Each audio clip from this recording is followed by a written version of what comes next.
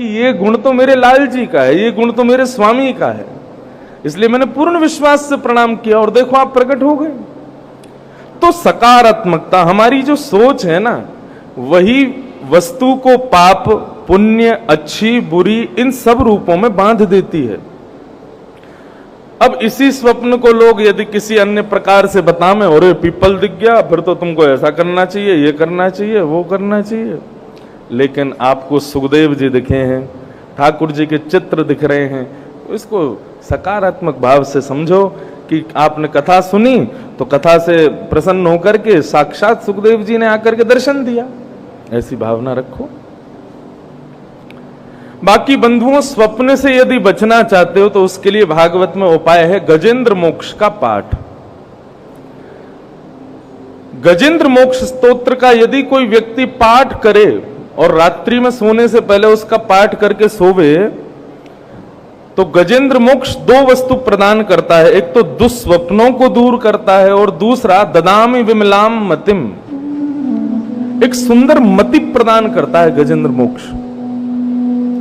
मतलब आप गजेंद्र मोक्ष पढ़ने के बाद जब सोओगे तो रात को आंख बंद होंगे, सीधे फिर सुबह ही खुलेंगे, बीच में क्या हुआ कब हुआ कुछ पता नहीं चलेगा। और यदि कभी स्वप्न आया भी ना तो ठाकुर जी से संबंधित ही आएगा। इसलिए गजेंद्र मोक्ष का पाठ या ठाकुर जी का कोई कीर्तन, ठाकुर जी का कोई मंत्र, ठाकुर जी का कोई श्लोक, ठाकुर जी की कोई कथा। और एक बात बोलूं, कथा से अच्छी लोरी नहीं हो सकती। जब कभी भी सो ना रात में तो अपने फोन में या कहीं पर भी, यूट्यूब पर बहुत साधन है, कहीं पर कोई कथा मध्य आवाज में चला करके और लेट जाओ, सुनते सुनते सुनते सुनते सो जाओ। सबसे बढ़िया लोरी है कथा, इससे बढ़िया आपको उपाय नहीं मिल सकता।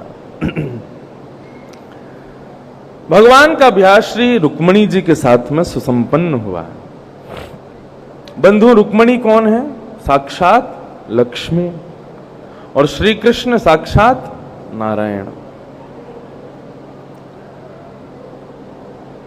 लोग प्रश्न करते हैं राधा रानी से ब्याह क्यों नहीं किया ठाकुर जी ने? ब्याह होने के लिए दो विलग वस्तु चाहिए, दो अलग अलग लोग चाहिए, और श्री राधा और कृष्ण में कोई भेद नहीं है।